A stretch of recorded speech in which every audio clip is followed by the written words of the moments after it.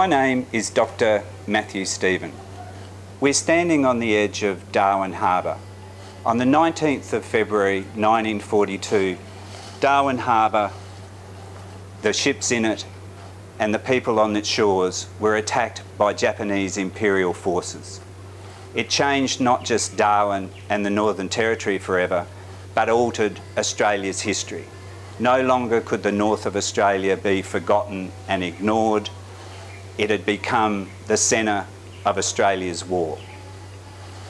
The Northern Territory at War documentary film project sets out to explore not just these big stories about World War II, but some of the smaller histories that are less well known, the stories of its people and its places beyond Darwin. While people might know about the bombing of Darwin, very few people know about the bombing of Katherine or of Milingimbi.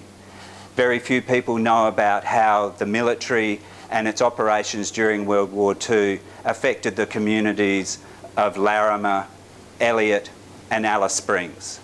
Few people know the stories of the African American drivers in the convoy trucks from Mount Isa.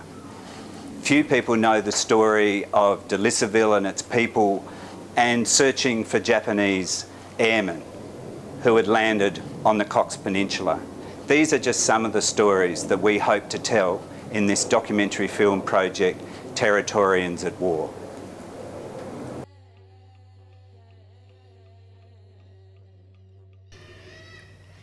We want to commemorate the bombing while it's still in living people's memories.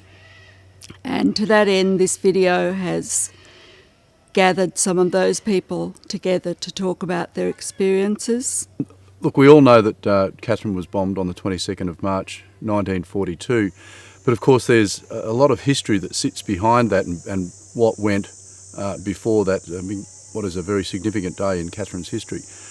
We lived on the bank of the Katherine River, up on Giles Street there. Japanese planes was flying over Katherine.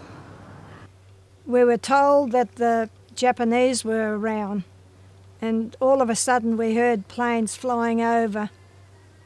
Katherine, you could imagine at that time, was really bustling. And one big significant part for Katherine, it was bombed.